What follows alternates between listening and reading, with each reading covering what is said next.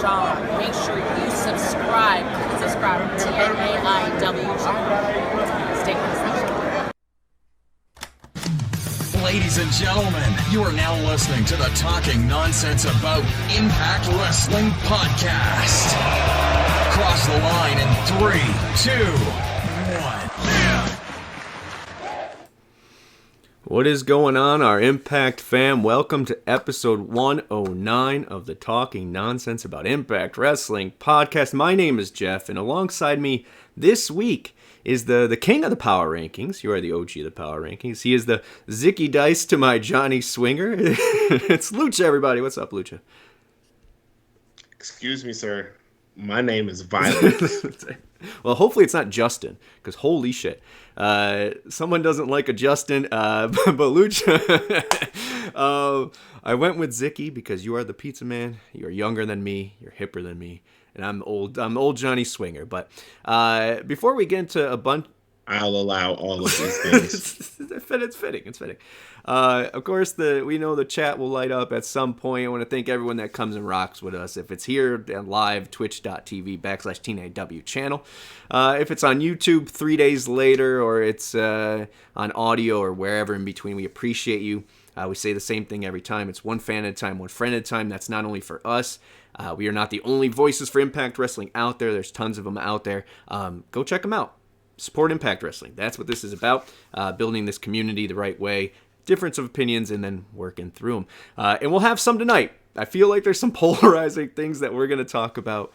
But first, I want to give love to Gisele for that awesome intro. Thank you, Gisele, for that.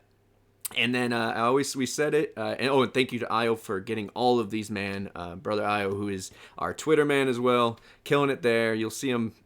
I mean, he's doing big things. Young and vibrant, that IO. Remember those days, being productive.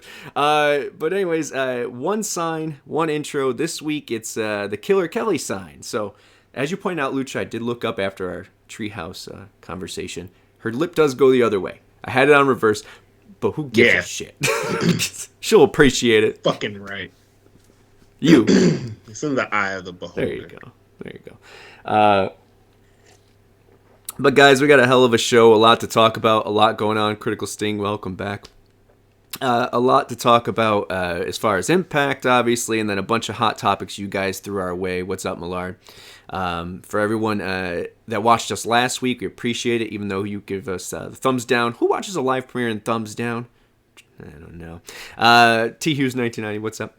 But we appreciate either way helping us on the algorithm. The point being, last episode was Johnny. Hey, speak of the devil.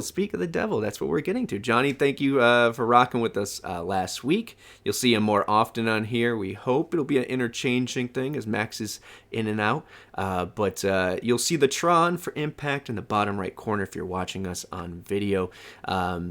But it will switch for a little bit. It'll go back and forth. But Johnny, as we said before, is a bomb-ass wrestling photographer of the past, 15 years?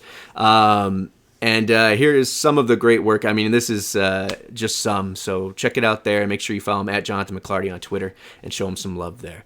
But getting into the show, Lucha, what I got to ask you, buddy, what are you looking forward to talking about today? I'm looking forward to talking about stats.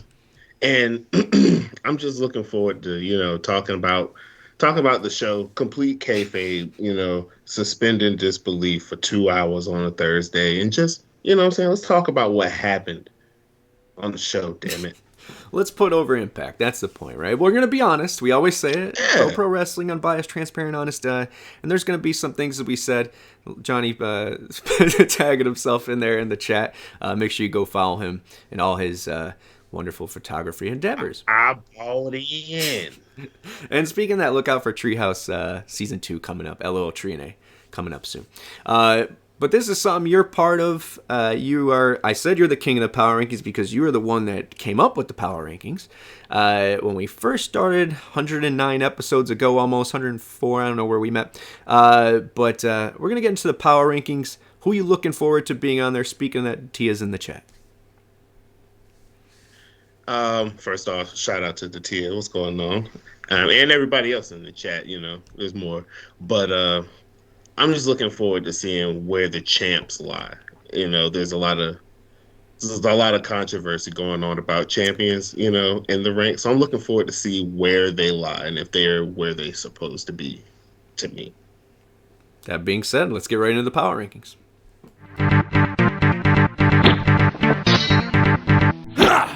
Number 10, DMC Brian Myers. Number 9, Thank You the Good Brothers. Number 8, DK. Number 7, The Last Rodeo Mickey James. Number 6, Killer Kelly. Number 5, World Champion Jordan Grace. Number 4, Tag Champions Honor No More. Number 3, World Champion Josh Alexander. Number 2, X Division Champion Mike Bailey. Number 1, Sabin and Shelly, the Motor City Machine Guns.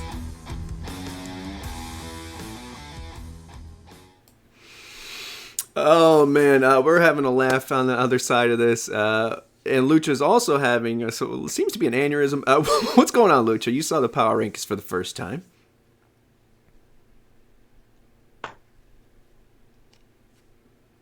My man defended the... Is this a Bailey thing? How is the Machine Guns number 1 and they defeated a team? Was the Bullet Club even in top 10 last week? I don't believe so. Yeah. So with that, hey, if you want to make a difference, if you want to stop Lucha from having a headache, yeah, you want to join the power rankings, right? Us at Burt Maclin 11 or at TNAIW channel. Say hi to Lucha. Say hi to us. Join the power rankings committee. Put us on mute. Doesn't matter. All you have to do is after Impact from Thursday on until Sunday at noon, just put in your top 10. We do the rest, and sometimes you can have reactions like this, and sometimes you can be proud of the results. Be proud of the results. I think there's some glaring people in there, but once again, 88 minutes of television, a lot of people taking up some good spots. Lucha, you got something you want to say before we move on? All I gotta say is that within the next 5 minutes, I will have proven why Speedball should be number 1. Continue. Fair. There's a lot we could talk about here, and my love for Speedball continues to grow. More for the title reign. Always loved him, but the title reign is something that's been really good. So we saw the results. Let's see how we got there. Let's talk about Impact on Access TV. We'll talk about our match of the night throughout this. We'll talk about every segment here, even for a little bit. And then, of course, we'll go with our grades and see what you guys graded on Twitter.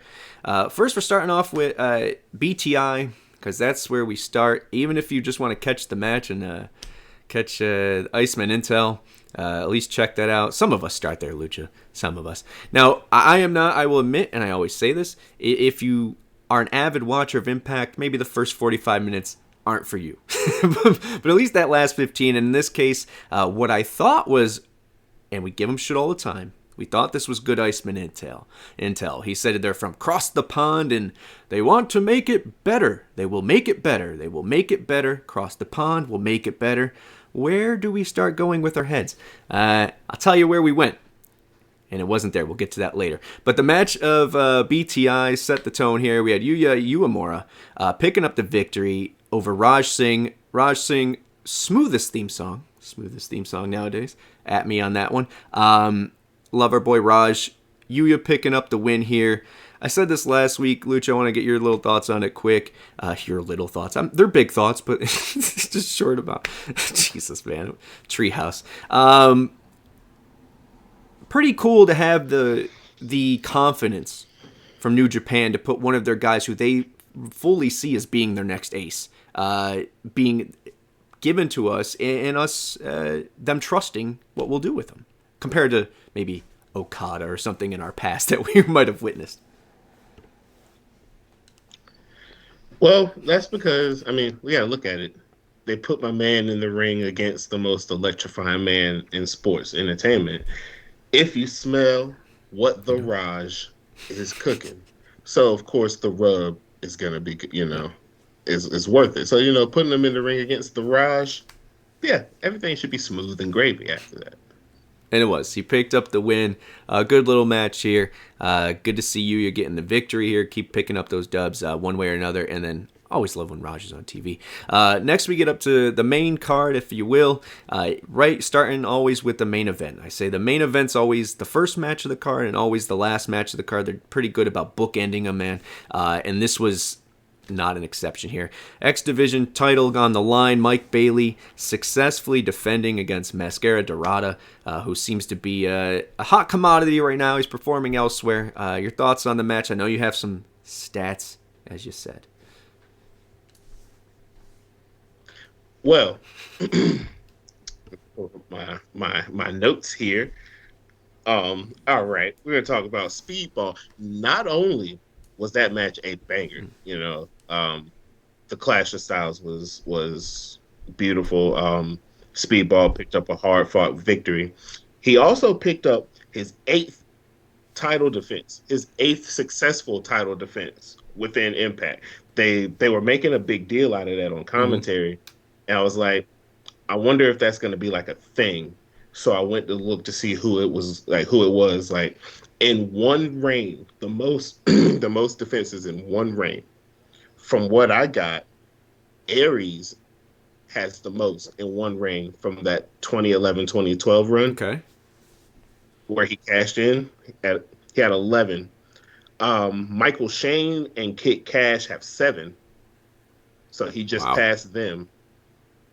Speedball's also tied with Van Dam with 8 successful title title defenses. Okay, you were right. You told me off air that I would be a little bit intrigued by these, and I am, man. These are. There's more. You got more for me?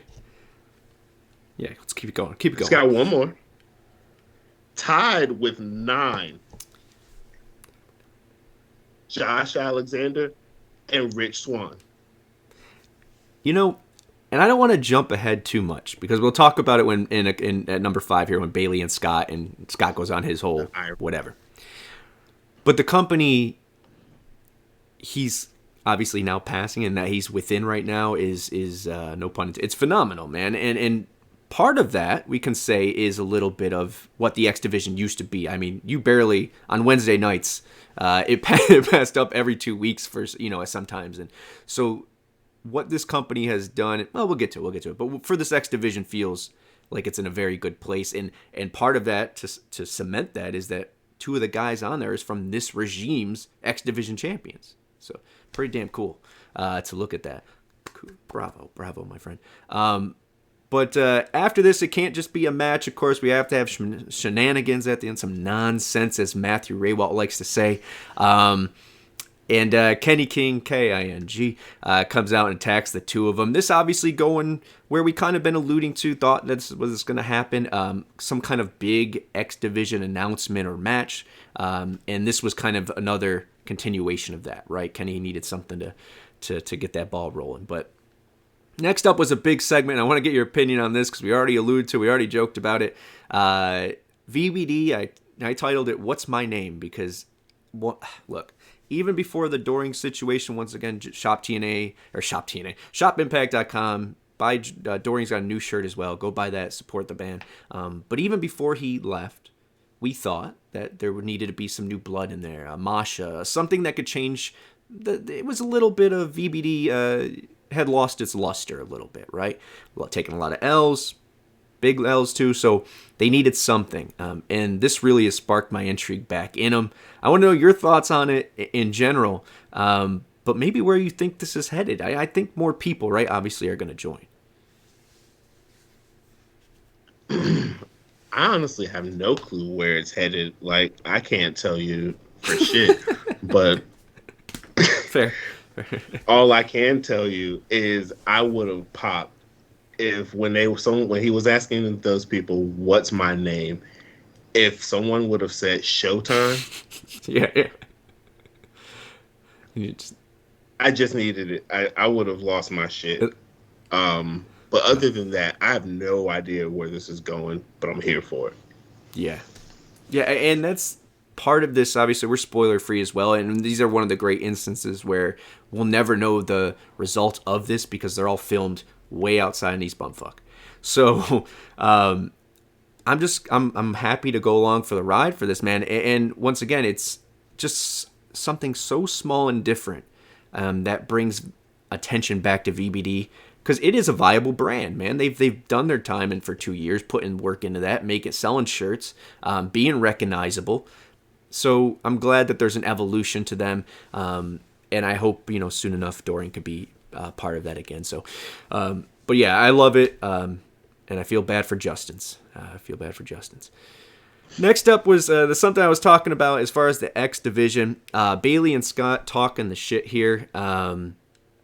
And just getting a bunch of news thrown at us as far as he'll be defending against Delirious at Victory Road. Kaz is coming back. Mia, which we alluded to, we thought was going to happen. Mia, jumping in there as well. A bunch of other... I immediately thought of Jake something. Yeah, shout out to Critical Stink for that as well.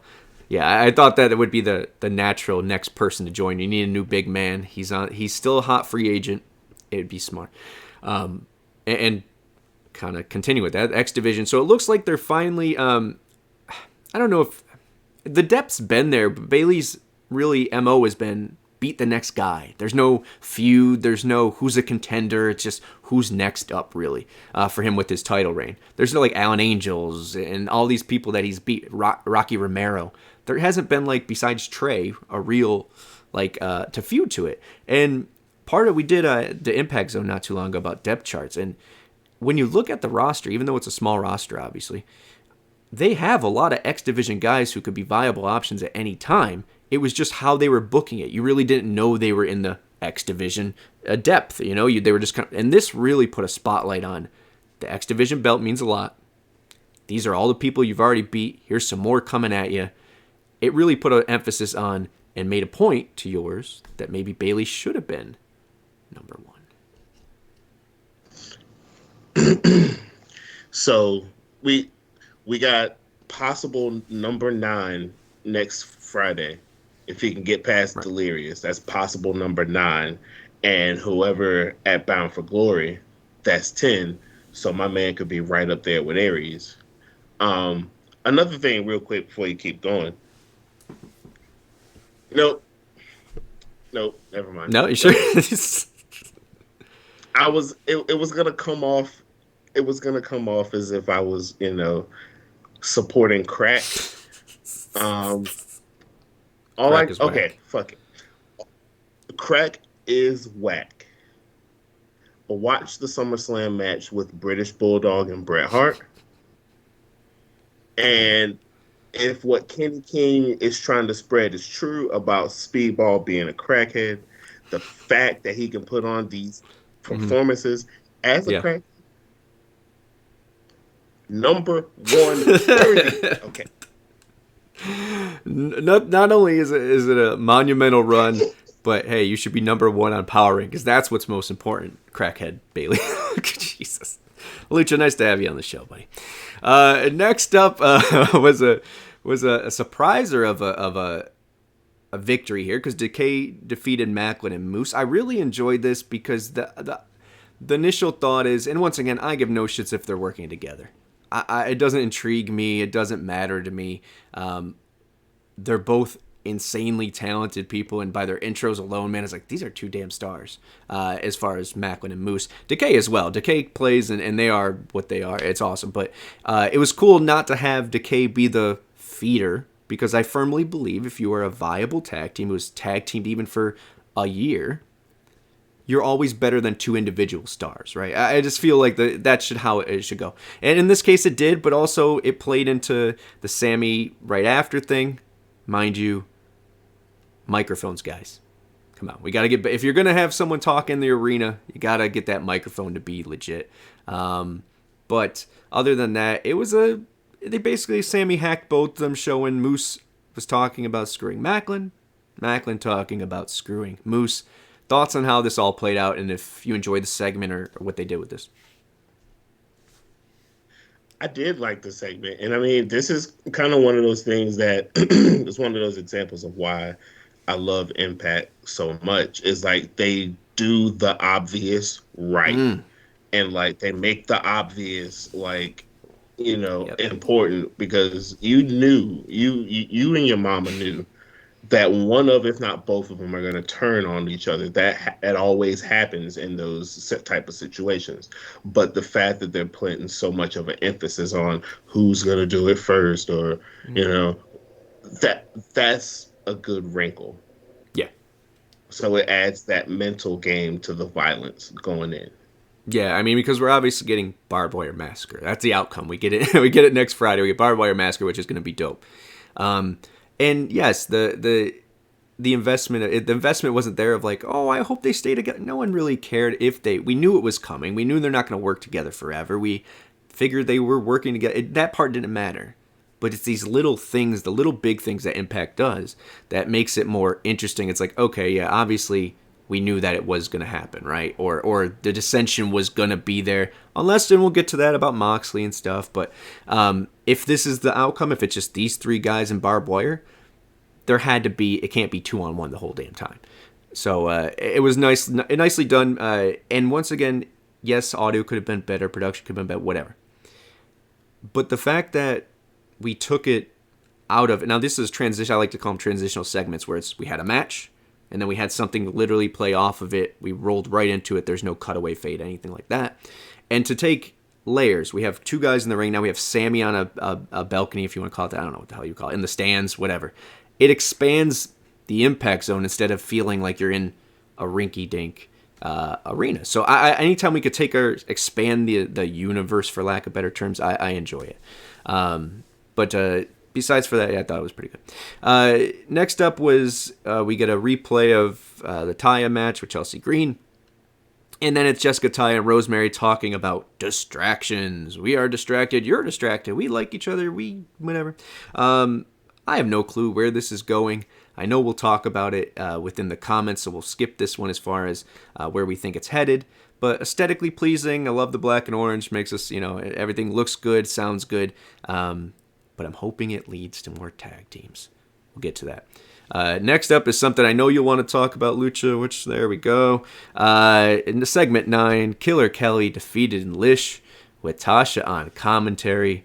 Your thoughts overall, and we've got to talk about it, but tell the people your thoughts on how they've been presenting Killer Kelly, and then obviously the stuff going on with her and Tasha. Let's get real, right? Some freaky shit.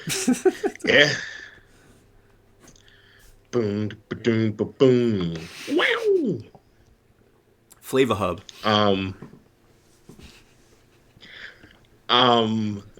First off, okay, so we all remember, you might remember when Killer Kelly first came in the company as a part of the KO tag title tournament. She had the badass killer I'll kick your ass gimmick. You know what I'm saying? But which was cool. That's what kind of got me, to fuck with her. But like, you got to think about it. I didn't think that could really have substance in Impact, how Impact does shit. So this element of Killer Kelly's matches are like 2 steps away from being available only on OnlyFans. It's interesting. Yeah. And then the Tasha dynamic along with it, because Tasha, I saw a tweet from her. She's like, I can get on some dirty shit, pretty much. And I'm like,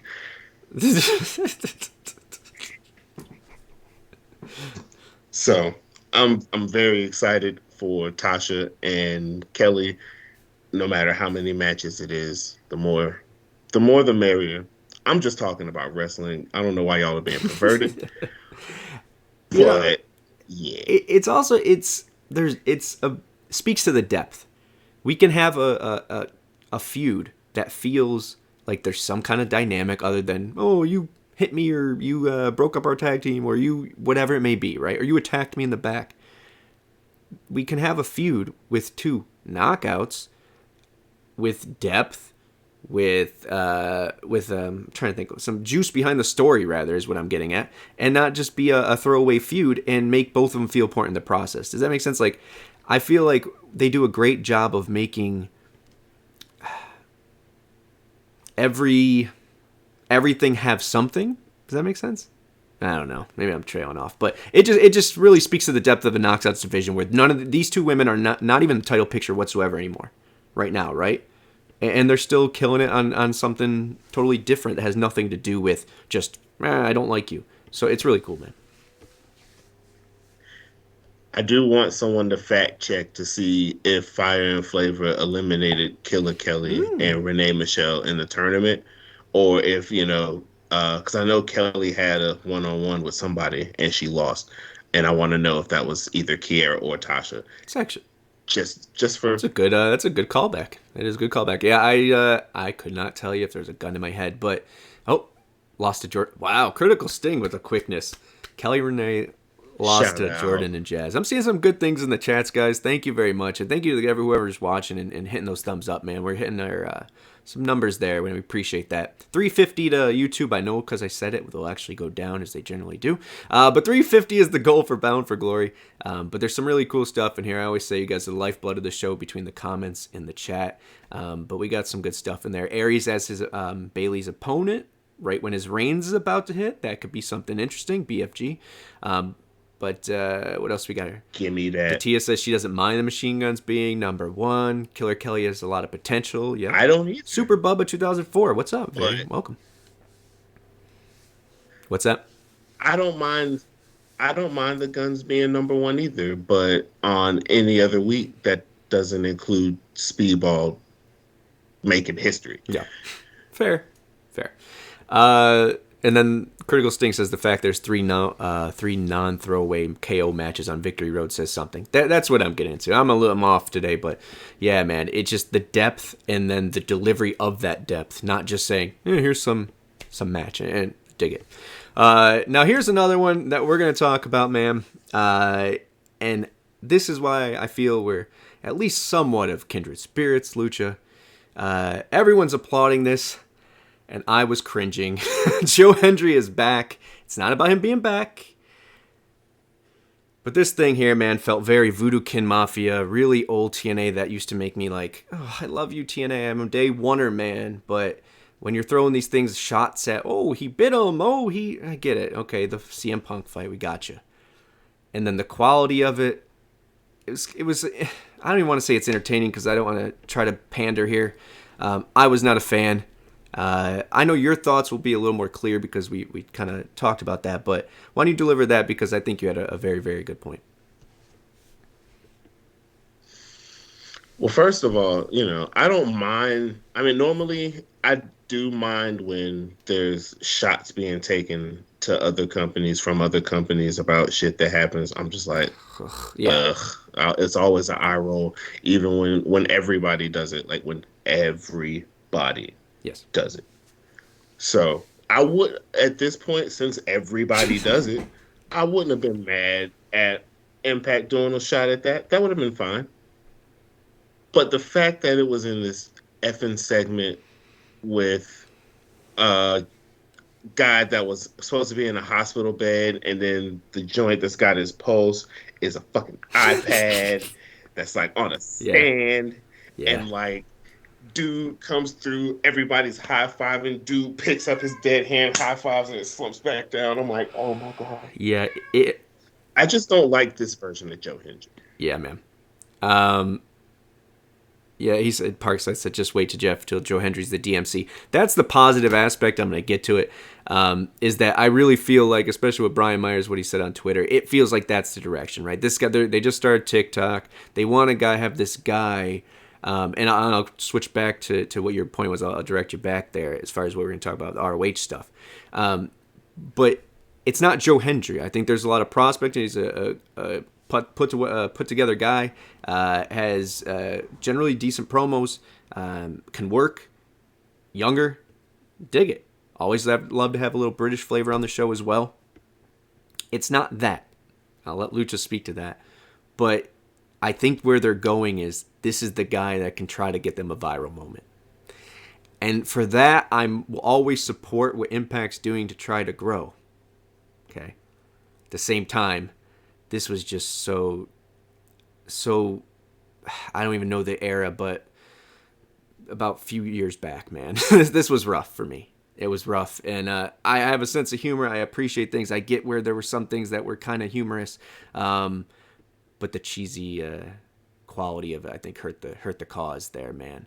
But what you were going to say originally is on the other side of Joe Hendry that we love.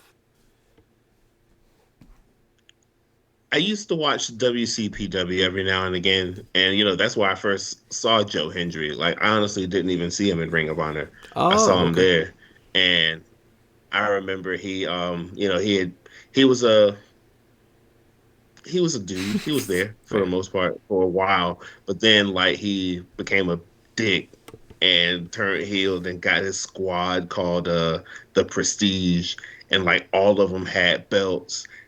And I'm like, oh, this dude means fucking business. I'm waiting for that Joe Hendry. Yeah.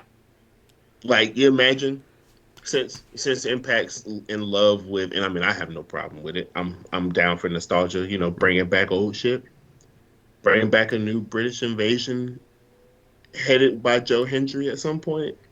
That's the shit that I'm waiting for with Joe. So that's why I'm hyped that he's back.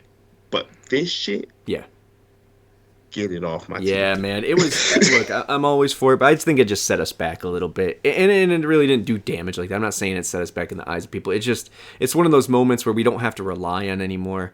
And if they do, just like the VBD stuff, that's not normal. That's not on every channel. But if you do it right and it looks good or is presentable, passable in production, I'll give you the A+ for creativity. And yes, Johnny said in there the dead man clap. Yeah, and yes, the oblivious shots were very small. Oblivious. You were oblivious to any shots. My bad. The shots were really small in the beginning. It was like, we got bit. A throw chair at him, whatever. So it was small, but it felt low. It just felt low budget, and I wasn't about that. But let's keep moving on because there are some positives. And yes, I think Hendry once again versus Brian Myers, who hopefully retains the title. It will be Hendry looks to be lined up for that, but I do look forward to the day where he goes and has a different edge than Singing Guy on Somewhat Beat. All right, number 11, we have the tag team title match with OGK picking up the disqualification victory here because Heath, we got that at the beginning as well. Heath, I want to be your partner, I want to be your friend. Josh already has a partner and a friend, and that's Rich. Love seeing both of them work together, but I think he recorded himself. I agree with you. Really, I mean, the people in the group, it makes sense or who was in that room makes sense. But yeah, so we get Heath again, causing him the match here, which goes into Heath forcing the DQ, which inevitably we'll skip around real quick because we'll get to Rich, Josh, and Heath talking it out before Scott gives them a match at Victory Road. So a little dissension here. I thought it would lead to Josh versus Heath, but at Victory Road, but this is fine too. And Heath continues his DDP-like run on Honor No More. TNA version. Next up, we'll keep going. This is where we go. We had Jordan Grace looking at the Masha stuff at Swinger and Dice and some pizza. And this is where we get the news that Max, the Impaler, is her opponent at Victory Road. Thoughts on this whole segment? I thought this was comedy done right. This one. Anytime there's Swinger, it's comedy done right. That's all I gotta say. Swing man, daddy. I will also say that is a big ass fucking pizza. Is that bigger than the one in Nashville? I don't know. No, I'm just hungry. Oh no, you didn't. I went with my cousin the second time around in Nashville, and we got the big ass fucking pizza, like as a big ass pizza. And they plugged it on there. Yeah. That was a good way to bring out Max as Jordan's opponent. This match should be very interesting. Yeah. And violent and stiff. Yeah. And that's what we're looking for. Because, look, man, is Jordan going to lose? Not going to happen. But can we have someone come in here who's out of the company, come in, be that kind of factor, so it gives that luster to it. And it's also, it's going to be a hard-hitting match, so it makes you interested in it. So pretty stoked for that. The obvious. What's that? It's like I said, Impact with the obvious. Yeah. And you're okay with, same with Eddie. I always say that, Eddie being the leader of Honor No More. Obvious? Sure. But the right thing to do in the right way done. So we can skip over the Heat segment there. We go right into Mickie James defeating Hyen, who is, I'm not too familiar, but I know she's a Texas champion from what it seems. I'm oblivious to all that, unfortunately. But what I loved about this was after a good little match, she continues her last rodeo. Gisele music hits. Thank you again to Gisele. And it just, once again, you have another viable option to the Knockouts title who is not even close to it.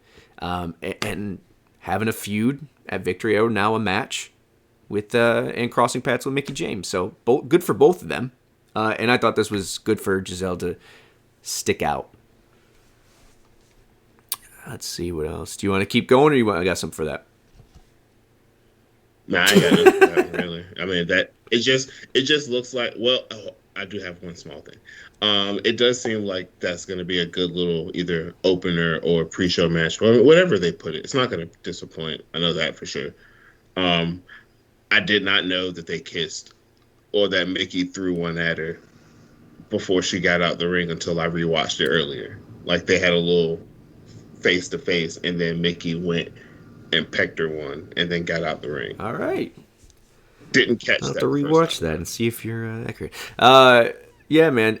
But another little. So what do we got? One more episode of Impact to bring that home. So maybe they could play off that as well, and then we get Victory Road. So I like it for both of them. It's the next step in the last rodeo. It makes sense. Someone that's a little above the local, obviously, way above the local. So it continues that for Mickie, but it also gives Gisele, a match with a legend in Mickie James. It gives her something to do, so I love it. Next up was PCO and Vincent in all their quirky Impact glory. See, once again, love silliness. This was I'm okay with. Great production value, really cool, different things, and it looks like they're trying to reprogram PCO because I guess he's not doing the right thing again. I don't know. And then this one I want to get because you meant I put a tweet out about this. I really feel this, man, and I have my love for Myers, but Myers climbing the ladder, actually was climbing the ladder, talking about the ladder match that is to be this week on Impact against Gujar to get his belt back, which I hope he does. But what a fucking shot, man, and what a little promo there to push that. I really feel the lineage of this belt it's intact. You got Jordan, you got Cardona, you got Swan, you got Myers, right? And as long as Myers keeps it, he keeps elevating it. And for the ladder to be such a symbolic thing, it just makes a lot of sense, man. I dug this, and it just feels like he keeps elevating that title to where we want it to be, I hope. But we'll see. With the DMC, it's one of those belts where it's slowly starting to be less about who holds the belt and more of who challenges and loses and unsuccessfully challenges for the belt. That's fair. Because coming out of this rivalry, Gujar, you can say what you want about his in-ring ability, but he's shown me that he's got the dog. He wants this shit. He's not just, saying he wants this shit. He's showing us he wants it. It may be a little misguided. Fair. But he wants this shit. Yeah. So it'll be interesting to see where he goes post Myers feud. Yeah, and that's the thing is elevating works multitude of ways. Not only is it for just that belt, which I want to get to the UC or US IC level, but what it's doing for not only Myers as well, but Gujar, who I self-admittedly did not. I see the potential, but not the hype. I didn't get all that hype that they're putting into him on commentary and all the other stuff that he's the next age, whatever. It was going to take time. He's at Maven level, if not, So he's getting there, but this feud has not only gave him something, Maven in the sense of like right out of Tough Enough, right out of the dungeon, whatever you want to call it, the training. So green. But this feud has given him not only some life into him, his character or whatever, it's showing another side and showing that he can step up to the challenge. And I hope he doesn't win this, but at the same time doesn't mean they can't have a banger and this elevate Gujar even through loss. So looking forward to that. Tia asked, do we think another knockout will hold DMC? I think there's a possibility. You got some people that can... I think it's a matter of who the champion is at the time. Because I think it's going to be hard. Like, I thought Cardona and Jordan did a beautiful story with theirs. The matches made sense, but Jordan's on another level. So it would have to be maybe a Deanna, someone who can hang, someone who's... tough, who can also do both. I think it's going to need to be someone of that stature who's like, Masha, maybe long term. Who knows? We'll see. But last up here is the main event. Motor City Machine Guns proving why they're number one. Defeating the Good Brothers here. Great match, great moment. And, for all intents and purposes, right now, a goodbye to the Good Brothers. What are your thoughts on the match? Did it disappoint? Did it do exactly what you thought it would? And then your thoughts on the Good Brothers. The match was fucking awesome. You can't go wrong with the Good Brothers and the Machine Guns in the main event. Especially with this being pretty much the goodbye for the Good Brothers. At least not the goodbye, but the see you later. The Jonah special. And they did put on. Yeah. And, the match was great. Guns picked up a hard-fought victory against the team who lost their titles recently. And I don't know if they were on the rankings last week, so I don't see how that makes their case for them to be number one over Speedball. But I digress. Good win. Good shit. Good win. Good shit. The Good Brothers, I feel, they're already in Japan from what I saw on, I think, Carl's IG. So, they're already back in the swing of things. So, just let them go and be New Japan for a grip. We might see them soon. We might see them later. We might not see them until they retire and Doc comes back as an EVP. But we'll see. Yeah, man. I believe. I agree with you. I know we'll get to talk about them a little bit on the comments. But I agree with that. And the things these guys have done, once again, I say it on the show, you can say, oh, well, they didn't have any other It doesn't matter, man. Who thought that the Good Brothers would choose Impact? They could have just went to, well, obviously they couldn't have went to New Japan. I get it. But the fact that they said, we ride with this company and we're going to they never ran from promoting Impact. They never took it out of their bio. They never went on other shows and never mentioned Impact. They did everything they could to put Impact over. And that's very small company of people who were viable options elsewhere and still viable options in the day we're in the present, coming to Impact or TNA or whatever you want to call it, and representing the company with respect and putting them over, man. I don't care how you cut it out, but, they'll be gone for a bit. Thank you for everything they've done, and I think they'll continue to do more down the road. So, but that was the show. Lucha, I want to know what your grade was, what you thought about the show as far as A through D. Let's do that because we got to get to see what the Twitter peeps thought.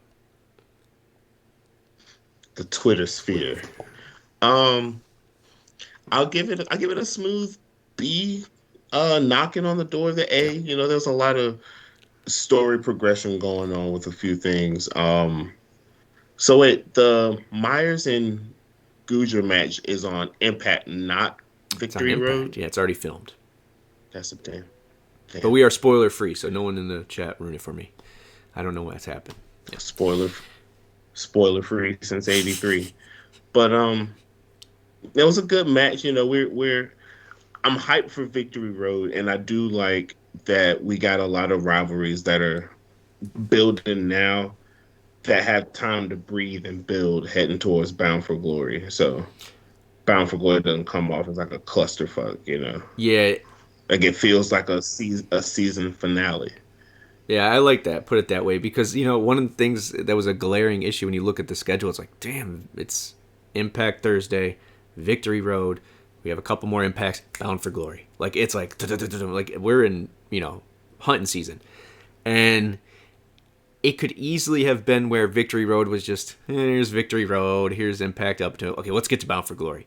And maybe at a cost of Bound for Glory, we'll talk about that, but I'm excited for all of it. And you know what I mean? They're still putting on matches that matter on Impact this Thursday, and they're obviously doing that on Victory Road as well. So progression, all that, the way they're handling it and dealing all that while integrating new characters into the thick of things, I'm loving it.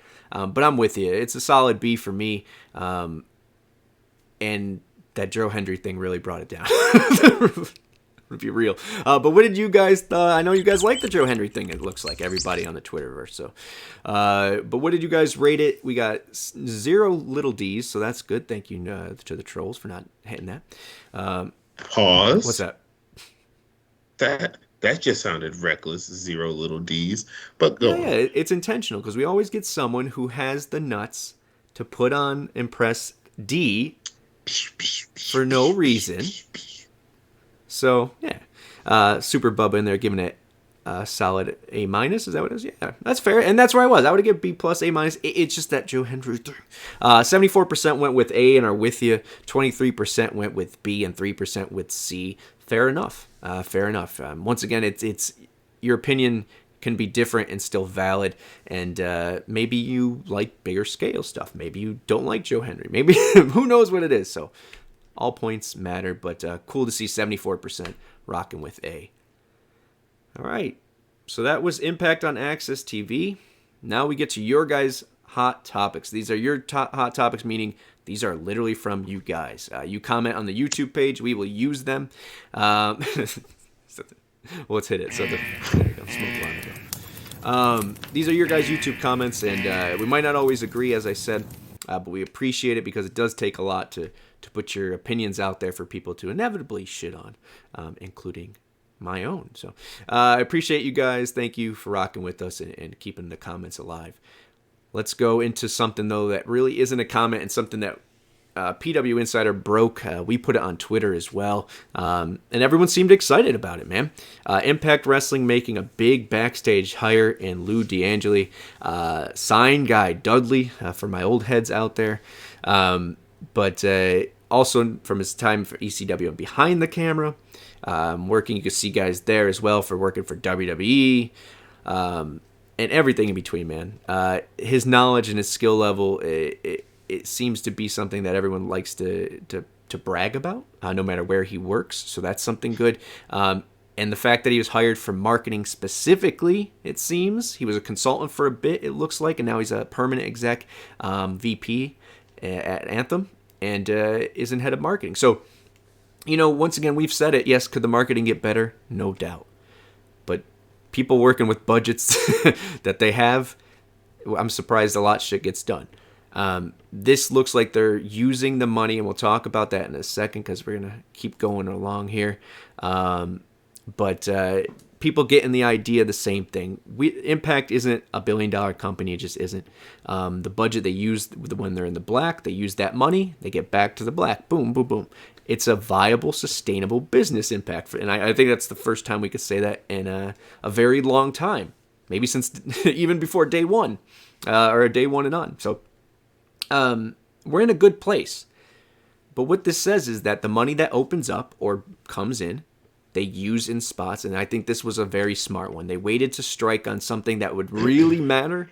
And I think this is one of those signings that does. Keanu here saying in response to someone else, but I'll say what he's kind of saying what we're saying here. Problem not many execs out there who have done and have the experience as him, especially with then want to work in wrestling.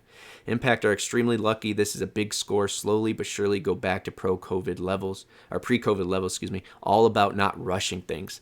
And that's what I'm getting at, is that they took their time. They realized putting $100,000 into marketing and billboards in Times Square just didn't work for us. It never did. You got to grow the right way. And when you can strike and strike big, you do. And this is what I think they did with Lou.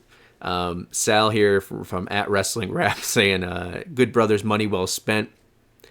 Hey, it's what we got. I want to hear your opinion on the signing and if what excites you about it, especially everyone out there's excitement for it.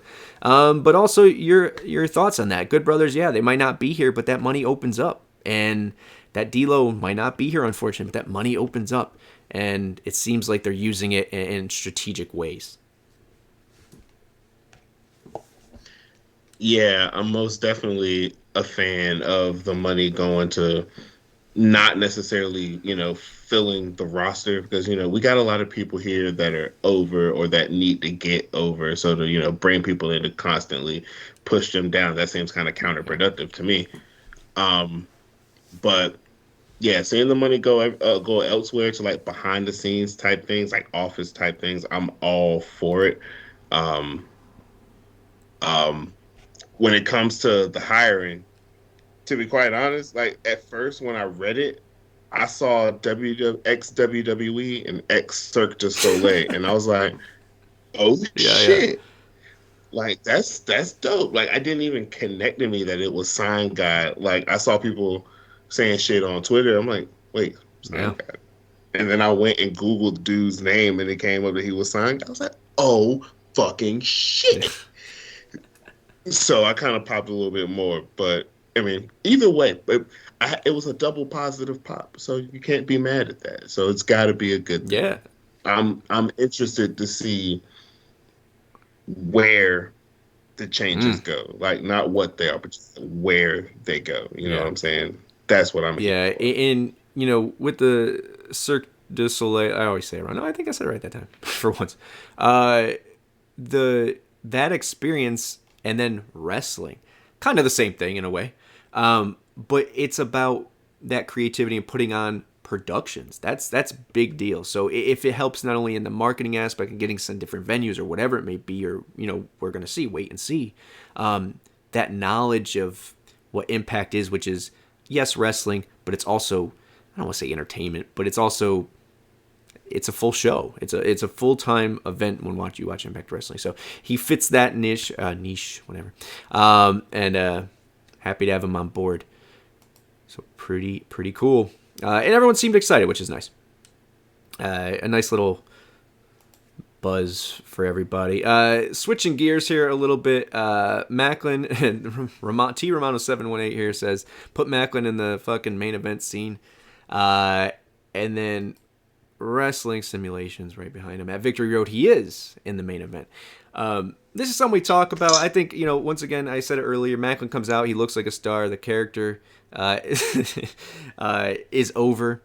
I would love a DMC run, even though I would love for them to get away from the digital aspect of it if we need someone who can go viral.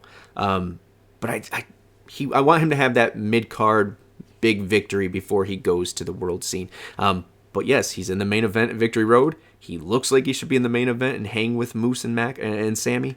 Your thoughts on Maclin in general, and do you want him to have a pit stop before he goes to that world title picture? That whole bit I did was Impact pretty much looking at that tweet and like, another successful happy customer, because he was like, "Hey, I want Maclin in the main event." Impact's like, "I bet. Here you go. You're happy." So I better not see, complaining. You got what you wanted.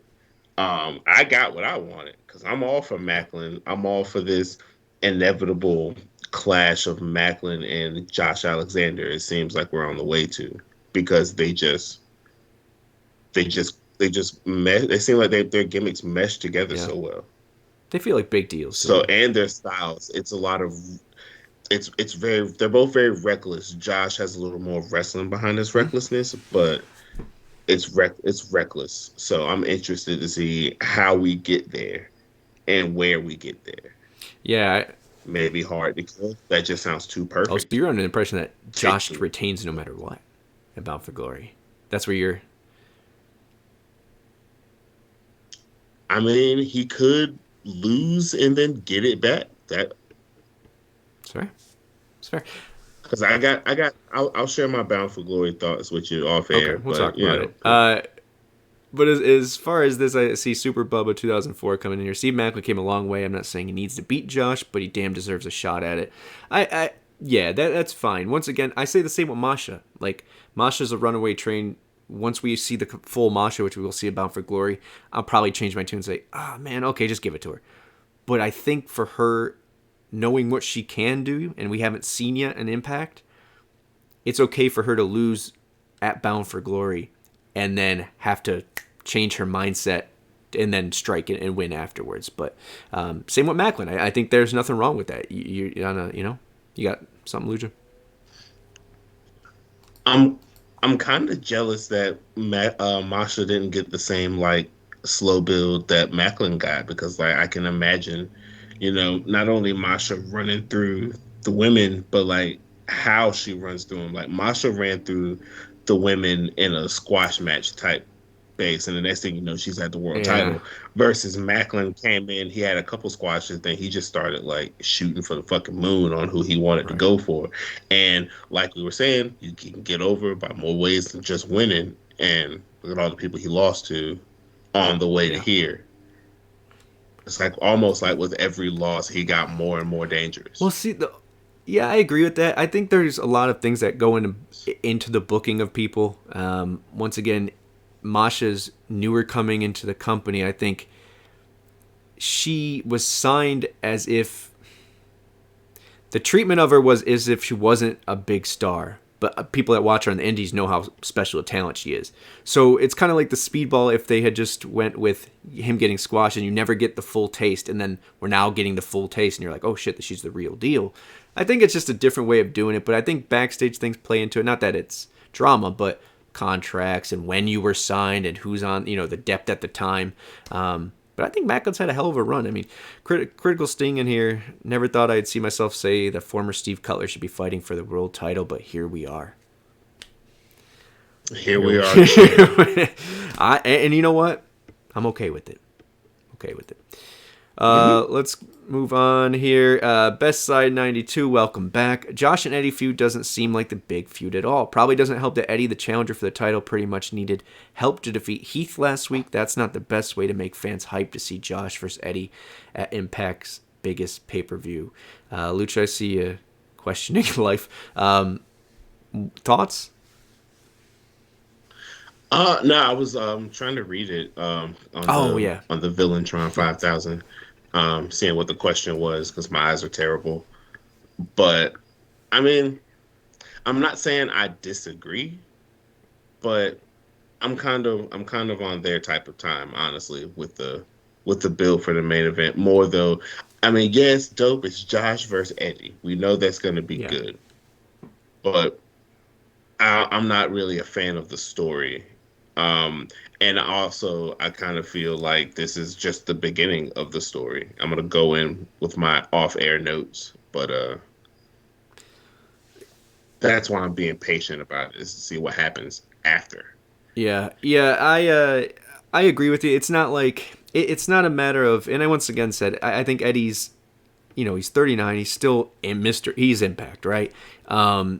Respect everything he does, and want to be excited about it, but I get that side as well, that look, it's not, and it's same that goes with Slammiversary. They went with the person who has done it in the past, that is a very solid option, that still is a big name for Impact, has history there, but as far as building that person, the thing for me is I want Josh to have someone he would have faced at Bound for Glory that wants the world title, needs the world title, wakes up in the morning, brushes their teeth to the world title picture. Do you know what I mean? Like someone who's actually like, I need this, Josh, you are my foe until I can. There hasn't been that blood feud for Josh, really. Even with VBD, it's been, it's VBD though. So I this isn't the match that I necessarily wanted, but I think this is going to be a night where it might be what happens after Bound for Glory or in the main event itself. I see Parkside saying in there, what about if there's a double turn, et cetera, et cetera. I don't know about all that. I think it's more importantly who comes out at the end of Bound for Glory. I just feel like even though Iceman really kind of kicked me in the nuts there on this intel, I feel like there could be an option for someone to come after, and we'll talk about that. Lucha, you're...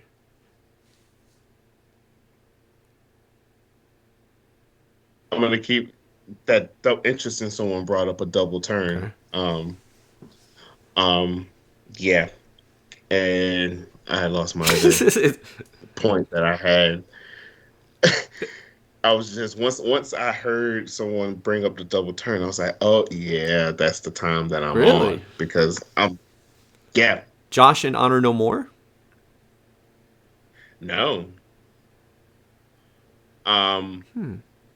We've been talking. Team Canada's I getting hinted. want it to happen. I want it to happen. How perfect would it have been? I'm still holding out for it too. I'm holding out for it. I just feel like it's a perfect opportunity for Eric and Diener to be the tag team of Team Canada. Josh is the main. You bring Taylor back and you have Bailey as your X division. Like, what a stable, man. I know that we're old homers. I get it.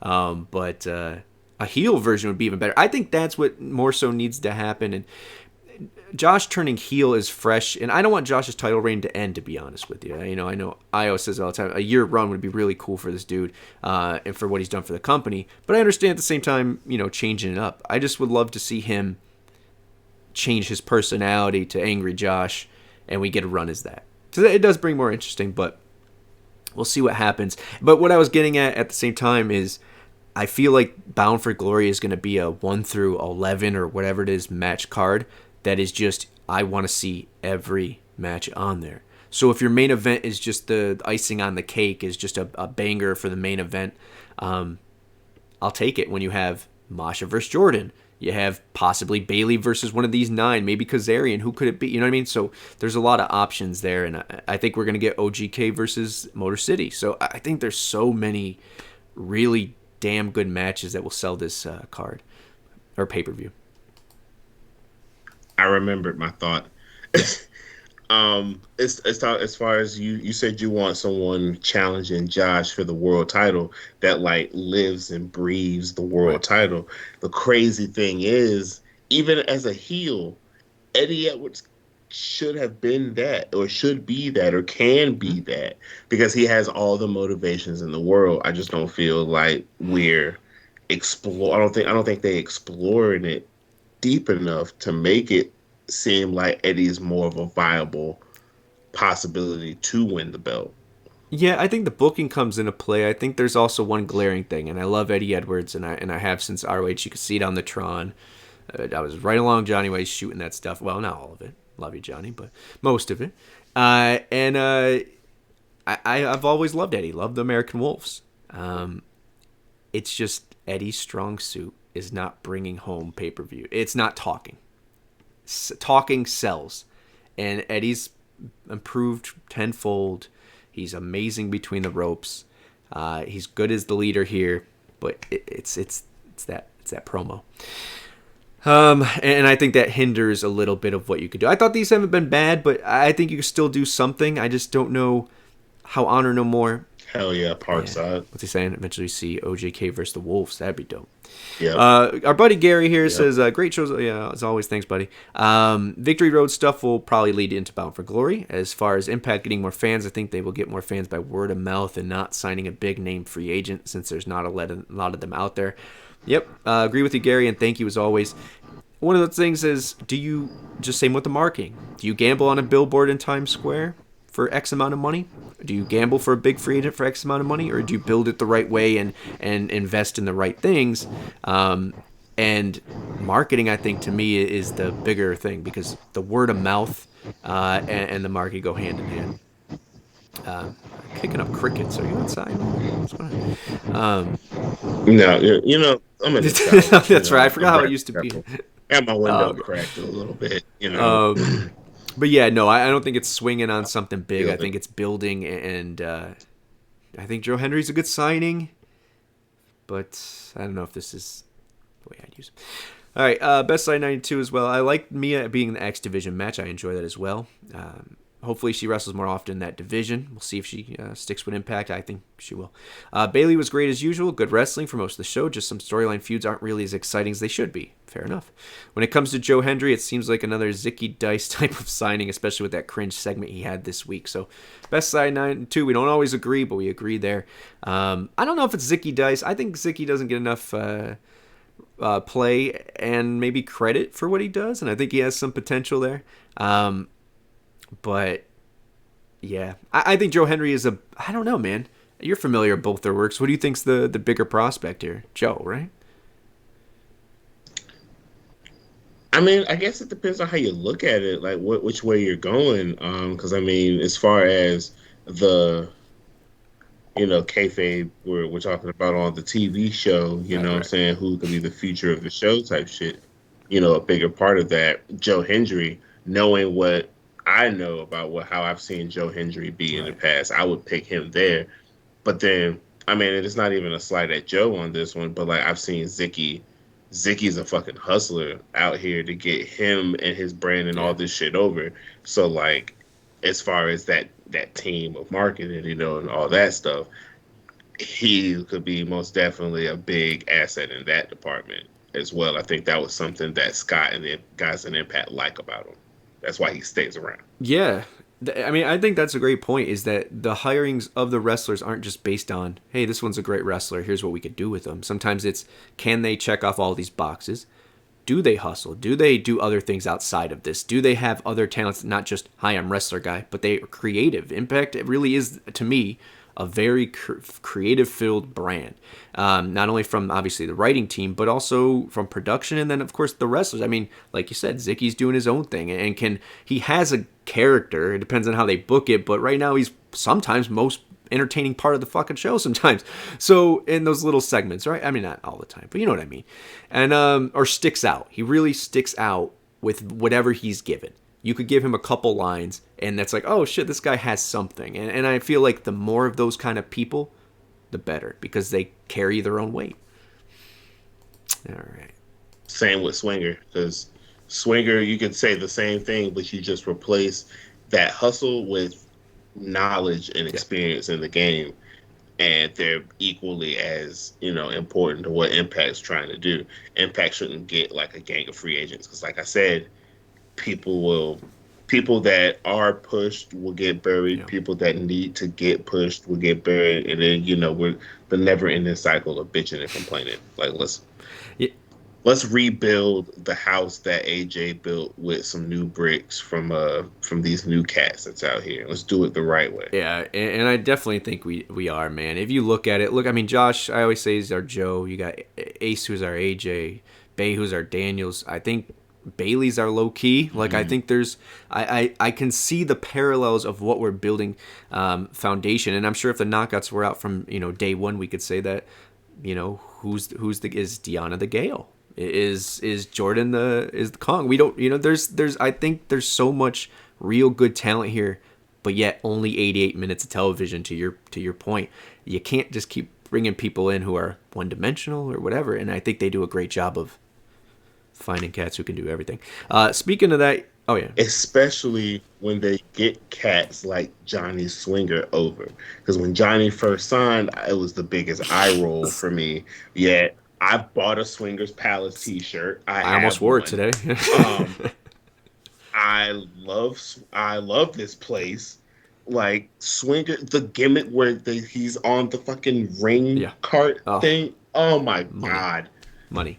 And I agree with you, man. I know when his thing first came, it was right after Johnny Impact left, or was about to. And I was like, oh, this is just a change. And I was like, wait, obviously there's a Johnny Swinger out there. I hadn't heard that he wrestled in forever, being an ECW guy for me, and then an NWA TNA guy. I got to see his, in WCW, got to see his career play out. So when they were signing a 40-something-year-old Johnny Swinger, who I hadn't heard from anything in a long time, I was, really? This is what we're doing? Like, and then I've been eating my own words ever since, because sometimes, once again, most entertaining thing on the show sometimes, or at least sticks out. This is... Remember, Daddy, he won the tag titles in this territory before. And I hope he does again. I want him and Dice to have that bro-man moment. Just get that win. I don't care if they lose it 10 seconds later. I need to feel that for them. But here's, speaking of someone who's a different character as well, brings something else to the table. Abadon, who I'm not familiar with, to self-admittedly, thought she came out after that trend of Rosemary. Well, Rosemary sparked a lot with especially women indie wrestling and people and character development, and I thought she was something of that. Haven't seen much of her work, but Chris, our buddy Chris, asks, I could see her in Impact eventually. Imagine her, Young, and possibly Havoc as a stable. Yeah, I think a new church would be dope in some ways, with Sinister Minister coming back, James Mitchell. But I think Young and Havoc is still the inevitable tag team to be formed. We've been talking about for months. It just feels like the way they're going. You got Susie, you got Jessica. They're the white light versions of Havoc and Su Yung. I just feel like there's an opportunity for Jessica to revert again, and that's where we bring Sue back. You watch AEW, obviously. What your thoughts on this? I would be lying if I told you anything more than one match I've seen her in and what she looks like. Would she fit in? Is it too similar to something we already have, or does it work? I mean, well, let's just put it this way. I watch AEW from the perspective of the fan who keeps trying to be convinced that it's good. I know pro wrestling and everything. That's why I continue to watch it, because I want to be convinced that it's good. I want to like it, and love it how everybody else loves it, so I can not be that asshole. It's like, AEW's right. But like, I mean, there's me as a fan, there's shit that I don't agree with, and that's kind of how this community works. That's how we grow, is off of our disagreements, almost more than our agreements. Sure. So let's just make that known. Now, as far as Abadon, I saw her a lot in the beginning. She was one of those they were trying to push as like, the new generation, and then she slowly kind of got pushed back down because of all these signings. So in my eyes, from what I see as a casual viewer, she never really did too much to convince me of anything. Okay. And also for me to be familiar with her on anything. Based off her look of scary face paint, black hair, crawl stuff, it just sounds too close. I mean, I wouldn't be against it, but it just sounds too close for me to be comfortable. Yeah. You want to talk about a new church? To go back to the show, because we did kind of gloss over the segment of Jessica, Taya, and Rosemary. Taya said she had a plan, and that's where we left it. We left it on that cliffhanger. What about, since people go in the undead realm and shit goes different or whatever, what if something happens where Taya ends up going to the undead realm and coming back as Game of Thrones Taya, or some other form of Taya, and then that Taya being in the new church? That's money.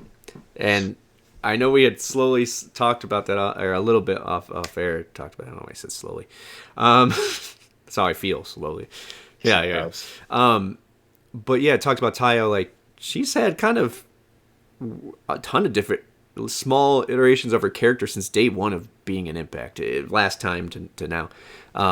Why not do something like that? It's not the Lake of Reincarnation, but that white light and then going to Underrealm, it really makes people change when they come out, right, one way or another. So you can make it that way. I never really thought about that aspect, because I always think like, Su Yung got turned into Susie, Havoc got turned into Jessica. What could it do for a Taya? That might be interesting, the other play on it, because Taya and Rosemary work because we know they're friends outside of the thing, right? It's like a bunny demon kind of shtick. But it would be cool if they maybe blended even more and we got that little character changed. That's I like that shit. It's really cool. But yeah, I see Johnny in there saying that she'd be a great addition. I don't know. It's all about work rate for me too, because if we already have someone so similar, or would just be an additional thing, and no, that's all respect. I don't know her work. Says she's being slept on. Okay. I don't know her work, and that's what it is if you can hang, because our division is, hey, Lucha said it, the depth's there throughout this company. You don't want to push someone back that you still need to push up that's already loyal to Impact to bring in a somewhat similar character.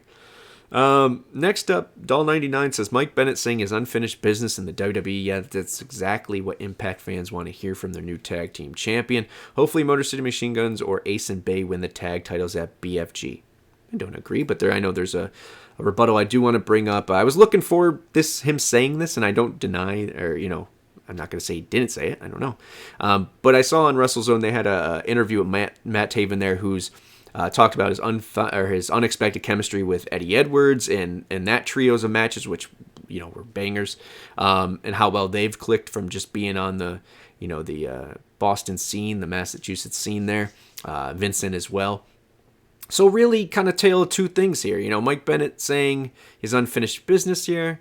I'm not a hater of someone who has unfinished business for the Yankees. I mean, it is what it is. Look, of course I want everyone to be loyal to us, but it also depends on how loyal Impact is to them. So he's got family to feed. But yeah, I get it. But also, if you don't read the sheets and you just watch the show, glad there are champions.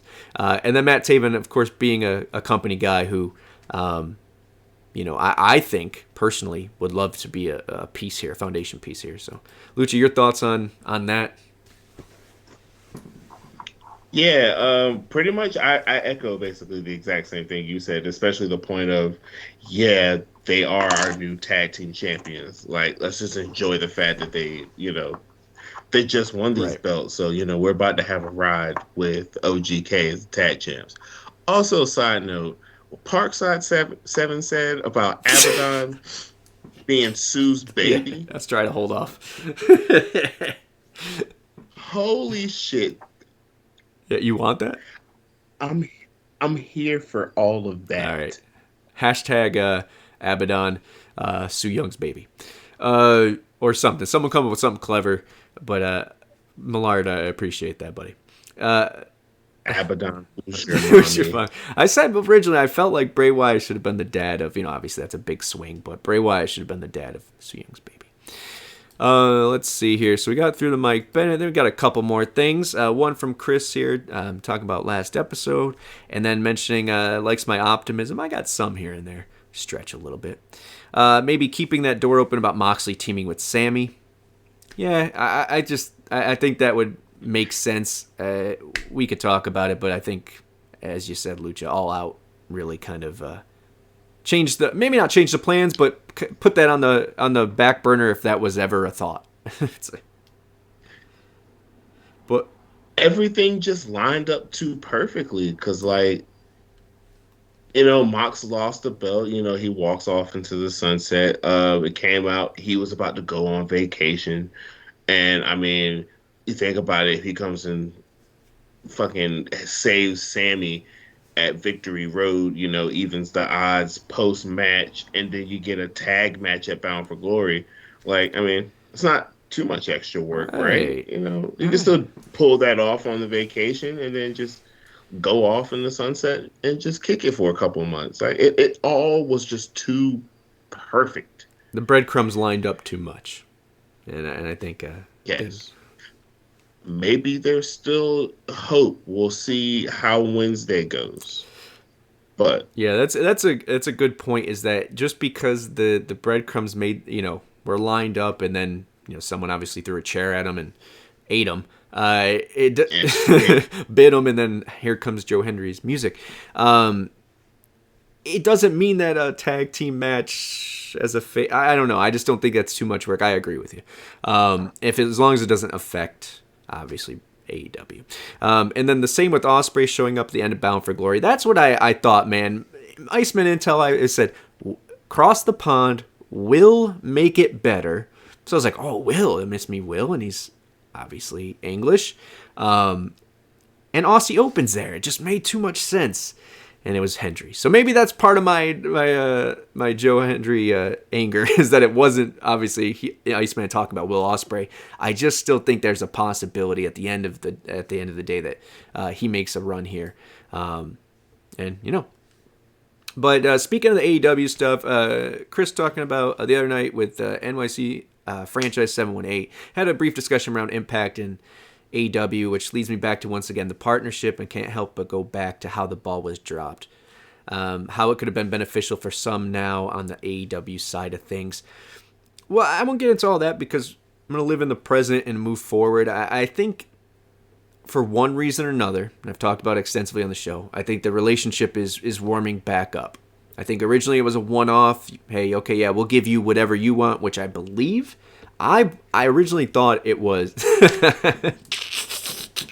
I thought it was Moxley, and then, hey, yeah, we'll give you Motor City first. We'll give you Moxley for the whatever. But Kazarian's coming back, so there's different things. And I want to get your overall take, because Lucha, you haven't been on the show just to talk about that. Your overall take on, we won't talk about the past, but the potential of an actual partnership. Is there a point for AEW to do it, besides that they have a ton of wrestlers not getting rub right now? And then is Moxley would that be the biggest get for us? Like, would that be the thing that makes the most sense, that would be the benefit from borrowing one of their people? I mean, like, if you think about, like, okay, put your mind back into when the original Invasion angle happened, when WWF bought WCW and everything. You already in your head had a list of matches or a list of situations that you wanted to happen, and if those didn't happen or a certain percentage didn't happen, to you it feels like a waste. With how the landscape is now and how history has been, if Sami and Mox aren't like a thing on either Impact or AEW TV, that's for sure a waste for me. Yeah.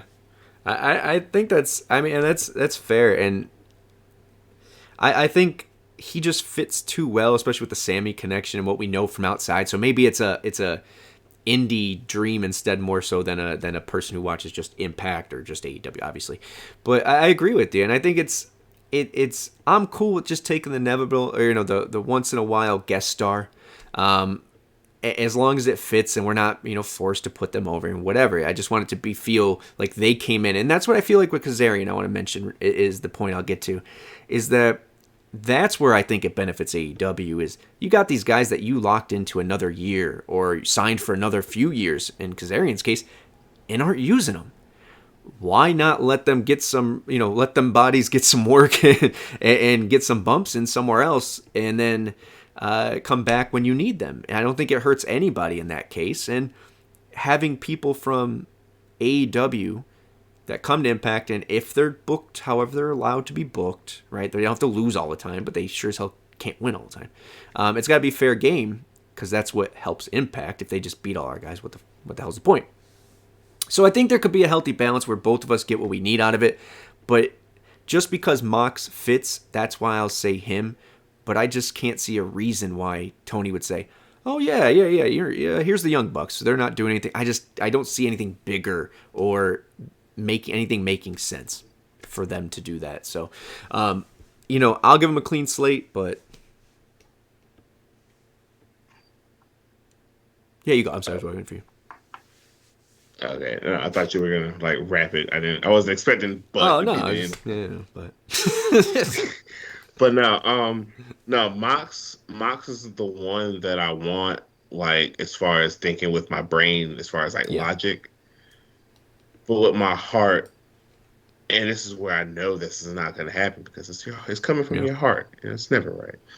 I would love for Kenny to come back and make one more loop, and then kind of give us the receipts for what we didn't get, like Kenny versus Moose 2, because that ended in shenanigans.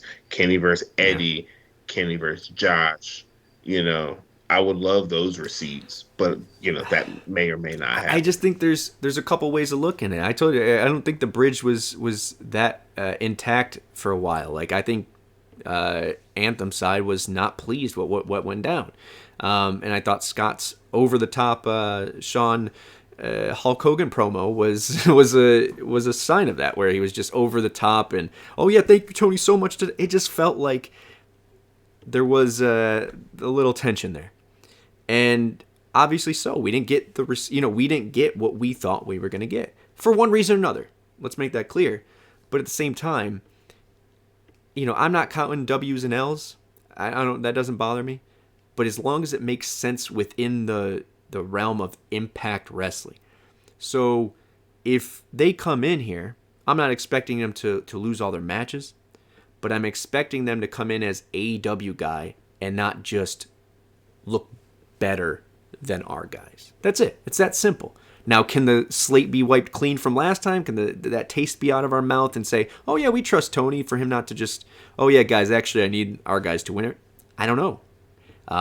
So I don't know if it's worth taking that gamble, but it doesn't hurt to have a big name on the show. But I would stay in the Kaz realm, the Ethan Page realm, somewhere we could get somebody. I know he's in some kind of thing now, but some guys that matter to Impact still, have some lineage there, and come back and do a program that makes sense for all. That's all. I was making it. I would always joke when their thing first came out about Ring of Honor talent coming in to Impact.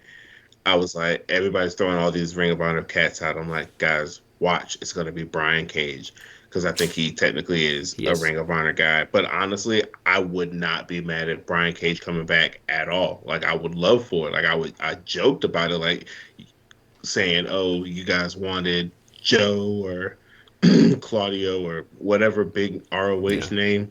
Like, why don't you just send us Brian Cage and he'll call it a day?" And honestly, so will I. I would be happy with that. Well, it's funny you say that, because I think that was also one of the things that I don't know. We don't know anyone backstage like that. This is all just me talking and bullshit with my friend. But Brian Cage's contract, after not being used for whatever, was rolled in for that other year. And this is after Brian Cage has been off TV for 3 months or whatever. So Tony wasn't going to use him. The writing was on the wall for Cage via Santos, obviously, being the mouthpiece. Come on, they were coming back. It felt like that was the natural path. It didn't work out in AEW. My contract's about to end. All right, I'm gonna go back to Impact and do it the right way. But I think the little pettiness came out, and for some reason Tony kept enrolled in that extra year, and then said we had a plan for him the whole time. It was ROH. Bullshit. I defend you, Tony. I do. I know you don't watch this. Maybe you do. Who knows? But bro, I just feel like that was the pettiness that was obvious to me. Like, it felt like, why would he keep Cage, man? Come on. Where was he gonna? What was he gonna? Right. It just had to be he had something lined up. But see a lot of great stuff in there. Johnny didn't know Delirious mentioned for Bailey. Yep. Victory Road. He hasn't been active since Backstage. Yeah, it was a surprise to me, because I thought he did more commentate. What did he do? Backstage stuff for ROH. Creative. I see. He's head of creative. To my knowledge. Yeah. He does have a little history with TNA, though, so that's kind of cool. We need a New Japan big angle at Bound for Glory. I'm for that. If Josh wins and then it's Ospreay and company, I think that would be something cool. Oh, Johnny says Booker. He's the head booker. Okay. Impact can't be the minor leagues. I agree with that. It's going to take time. That's the one thing I want to kind of end on a positive note and loop back to, because I had forgot something I was going to say about Lou's signing. Is obviously he was there for ECW. And that was literally guerrilla style. I mean, they're making it with, one cam and whatever. But the creativity showed through Paul and him and whoever else helped, do production there. What's going to be great is that if you guys remember that survey that came out, was a lot of questions of Impact being that ECW kind of vision, where it's the Island of Misfit Toys, we're edgy, we're different, we're outside the box, we're, as Paul always says, we're the Nirvana to their 80s rock bands, like that's what they want to go with Impact. And who better to hire for marketing especially than someone who has lived that era and literally behind the scenes dealt with the day-to-day. So I feel like there's a positive, guys, here. I also say that with AEW, all respect, I'm okay with a couple guys coming in, but I think Impact has some positive momentum, some great people behind the camera and in front of the camera that they can focus on. But yeah, man, I think the best is yet to come for Impact. And hey, if some AEW guys come along for the ride, cool with it. But yeah, I think Cage would have helped tremendously back in where we think we are kind of thin, which is that world title scene. Even though you have Moose and Sami and company and Maclin on the rise, I think Cage could. I mean, he's got the history here. He's got the talent. Love for Santos to be his personal ring announcer. That'd be dope. Get her back in the groove after the Twitch days. But speaking of that, we're on the this is the end mode. That'll be my transition. Lucha, what do you got, buddy? Do you have anything you want to hit before we head out? No, not really. Well, I just want to say you brought up Melissa Santos and the Twitch joint, and every time I think of that, I always think of that one where it comes off of commercial, and she's coughing her fucking lungs out, and her eyes are red as a stop sign and watering as hell. She's killing this bottle of water. I'm like, I know what a bong rip to the fucking chest looks like. Yeah. Also, so I fuck with her. I love Melissa, man, and she was always cool. She handled that. I know you could say whatever, and Twitch was wishy-washy, but I enjoyed those times, man. But happy to see Impact moving forward. Hopefully she comes along for that ride. But I want to thank Lucha for being part of this. You'll see him on season 2 of LOLTreeNA soon enough. We'll get it going. Got some funny shit working for you guys, and we'll make sure he's back on this doing the rounds. So, guys, thank you. Get those likes up. Get those thumbs up. Even you, thumbs down person. We appreciate you. 350 for Bound for Glory would be nice. Thank you, guys. Is that your swinger or your Hogan? Who are you? Oh, it's your Hogan. But for Lucha and myself, let me hit that because that's important. We're here to plug Impact, right? Impact this week, Gujar versus Myers in a ladder match for the DMC. Zicky versus Jordan after Pizzagate, and then Aussie Open versus Motor City Machine Guns. I saw it in there, and I don't know if it already passed, and I apologize for whoever said it, but yes, Time Machine versus it escapes me right now. What's the United Empire? Aussie Open. United Empire. So that's Ospreay with them. Yeah. Love it. Hey. Real quick, I can make this a quick little pipe bomb, and you just helped prove my point. Impact can easily have a trios division, and you honestly, with how things stand now, you won't have to bring in any other people. Maybe one or two that can like go and enter in and out with this Forbidden Door thing, but you can have a healthy trios division in Impact. OGK with Eddie, Decay, Time Machine for however long they were there, VBD, but they are no longer a trio. Well, maybe the new VBD. Bullet Club, Ace Bay, and insert third person here. Hikuleo probably be the one for me. Hell, you could throw in some women in there because you know how Impact does. You know, and then also with the people coming out, in and out with the Forbidden Door, you could have a healthy trios division and everything still flows the same way. End. I agree with you, but I want a healthy tag division first. And once again, the depth's there. You're mentioning it. Agreed. But, you know, I want them to focus on that, and which I think they do with the X division. Once again, it's not the depth we have. It's the way we're using it. And I think, you know, they did that with the X division this week. They showed how much, you know, importance to that belt and the depth. Tag titles, I think, are next. And we'll go on. But, yeah, thank you, guys. Appreciate all the love. Rascals, that's another one. Lucha will be on that train as well. I think they're practicing too much over in Revolver not to do something at home here in Impact. So, love you guys. Thank you. Once again, if you don't like our voices, that's okay. There are other Impact podcasts to go check out there. Support Impact, one fan at a time, one friend at a time. Be pro wrestling. Let's build this shit one person at a time. Thank you. Look out for GoGoPowerRankings this Tuesday with Datila and Bert. And look out for TBN. They're back talking bloody nonsense. Go show them some love. Both of them under the weather a little bit, but making amends. And we'll be back Thursday, 4 p.m. Eastern, 9 p.m. BST. So love you guys. Thank you. And we'll see you. We'll see you for Victory Road, actually, pre-show. See you then, guys.